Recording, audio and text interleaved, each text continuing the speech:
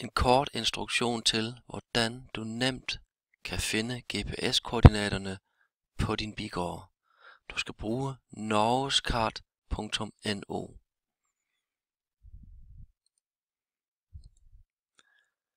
Her bliver du spurgt, om Norgeskart må spore din fysiske placering, og klik Tillad en gang.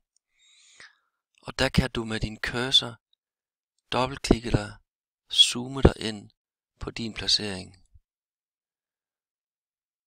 Jeg har fundet frem placeringen på mit hus, og der kan du ved at stille cursoren på hvor bigården skal stå, klikke og holde den inde og give slip, og der kommer der et blå plus, og om du klikker på det blå plus, så kommer der en cirkel op, hvor du kan klikke på i'et for information om dette punkt. Der vil GPS-koordinaterne stå, men det skal stå på UTM zone 33.